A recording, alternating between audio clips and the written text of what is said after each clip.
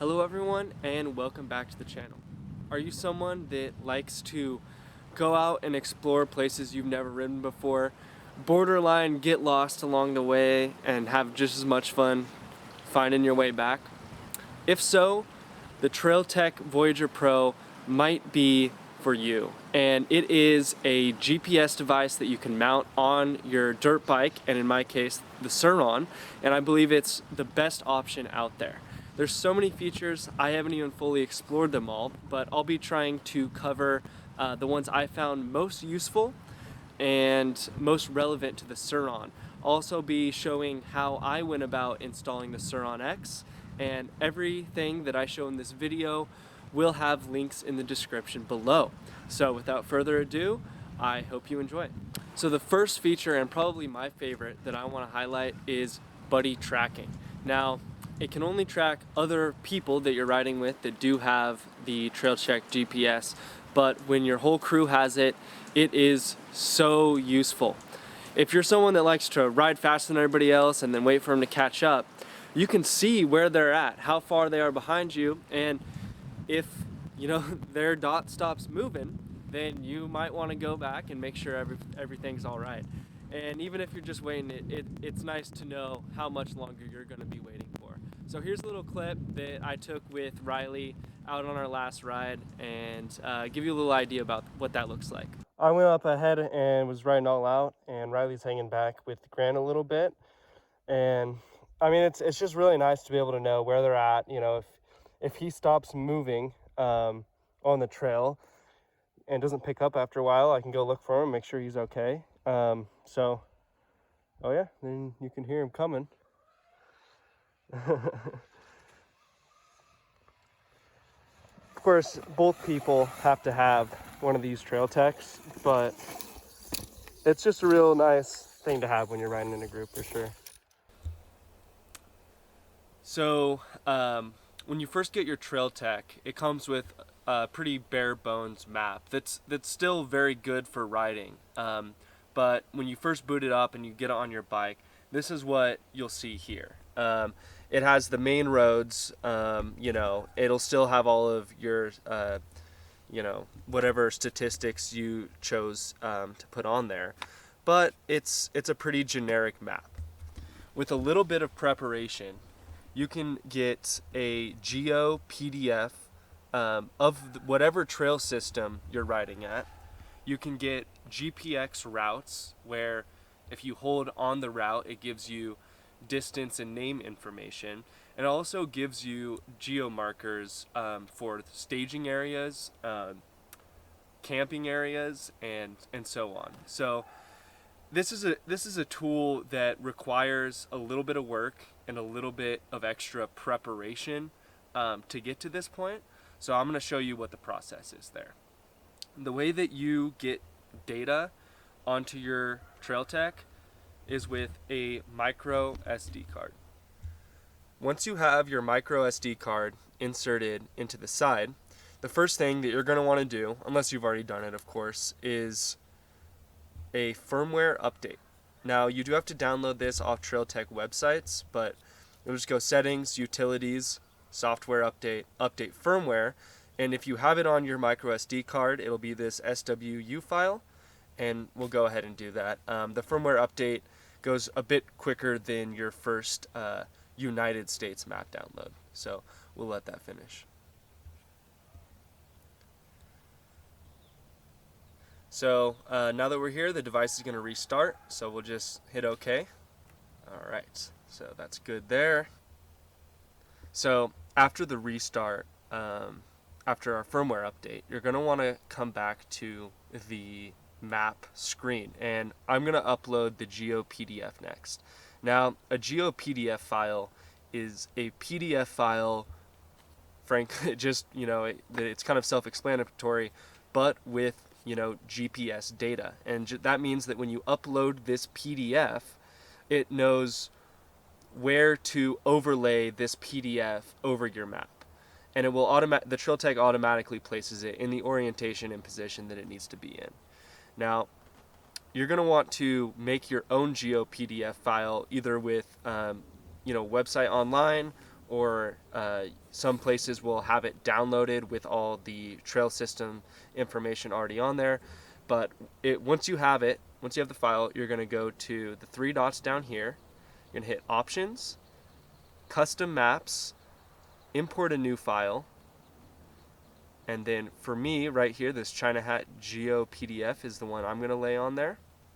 So I'm going to go ahead and upload that, and we'll wait for that to finish. Alrighty, so our upload just finished. So now you see that this is what it looks like. Obviously, we didn't have a Geo PDF for the entire state, so the PDF does end. But if we zoom in here, it has all of the access road and names, the location of the camp we're at, which we're at Camp 2, and you know, there's plenty of stuff here. Now, what you can do is you can put your GPX files embedded into your PDF that way, or you can do what I'm going to do, and that's separate your Geo PDF from your GPX routes and upload your GPX routes separately.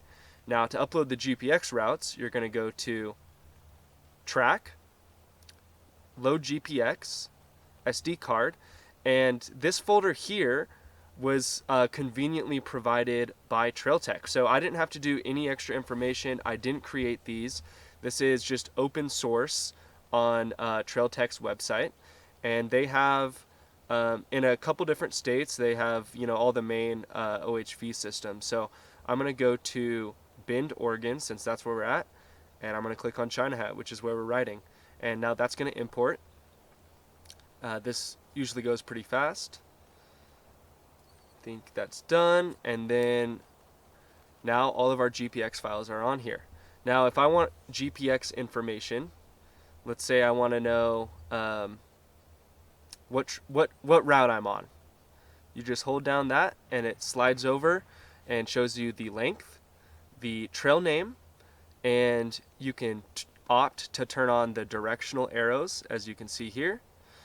I'm going to turn those off since I don't really need them and it clutters the screen. And you can hide any route if it's, you know, too cluttered and you only want to know which one you want to be riding on. You can select that, and then you can change the color, and you can also change the direction. So it just kind of helps to notate what you're doing. And those are the features that I am going to opt for now. And I'll also change these gauges as well, since we haven't set these up yet. Now you have, in your top right corner, you're always going to have your GPS speed, and we want that to stay there. But on your left side, you have two options. So you can go through here, there's plenty of options under, let's see, map gauges, and we'll set those to our preference for the day, and that's all you need to do. One of the nice things about the TrailTech GPS is that it is removable from any docking station. So what I do is I have my TrailTech hooked up to my car, and, you know, I'll charge it on my way over there. I'll drop a waypoint wherever I end up parking, which is pretty easy. And that way, when I log my route or whatever riding I do, it shows up in a green line. I normally only log it on the trails, but, you know, just for the sake of showing people what it looks like, there it is, and I can always find my way back.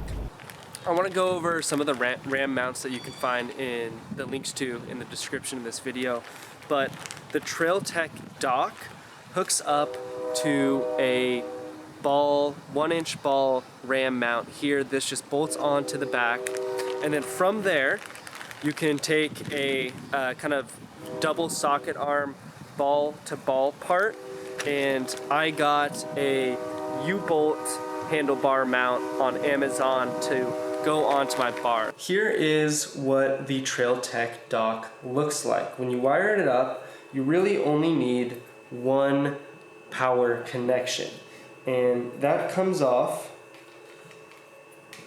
It is the kind of second wire in from the left, and it just goes into your typical 12 volt connector here. So I decided to leave that connector in. You could solder it directly, but you basically just, put in this connector, and then you have a situation where you need to find your headlight. I've already modified my headlight and kind of switched back and forth a couple times, but you just solder red to red and black to black, and it will deliver power to your dock as soon as you turn the key on and your headlight comes on.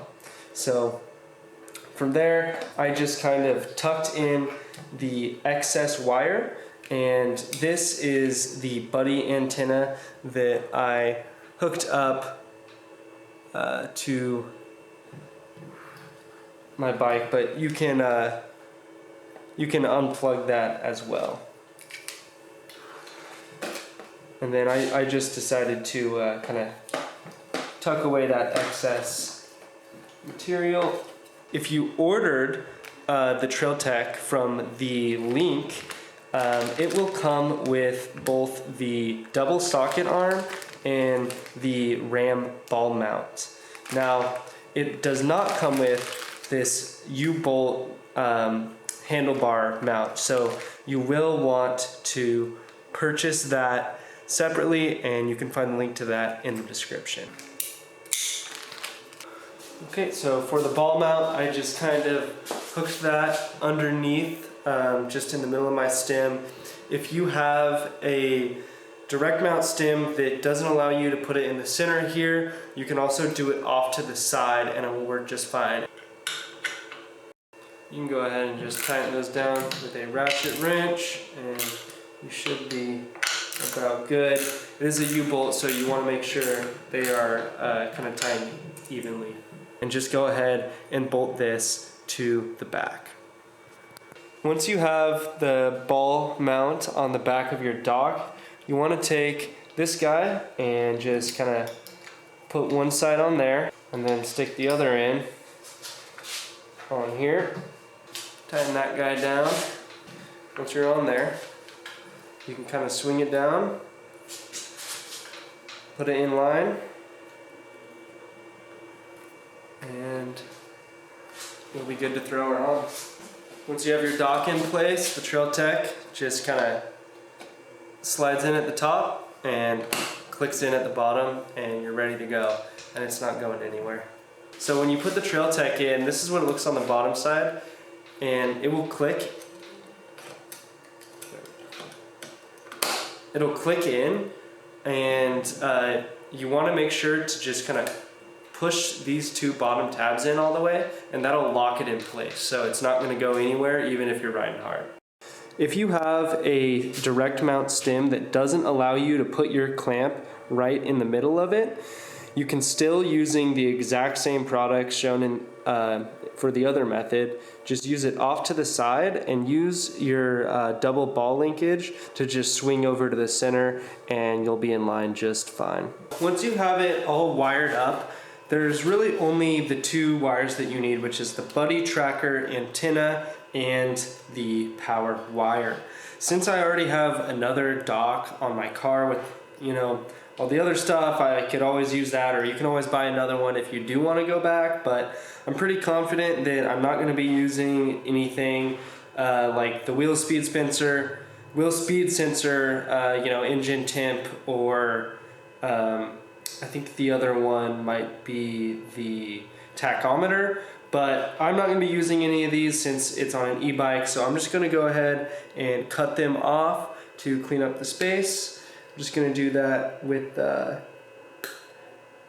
some wire cutters, and then I kind of wrapped up the buddy antenna since there was a lot of slack there, and also kind of just tried to clean that up a little bit and shoved it up in there. I'm probably going to be looking at ways to cut that down, but for now that's how I'm going to run it. And you might be able to see on the side here, this is the buddy antenna right here, and this is just kind of 3M double-sided sticky taped to the side of my headlight mount. But I do have kind of like a custom mount there. It may be better to put under your seat or whatever you want. I encourage people to, experiment with what works best for them.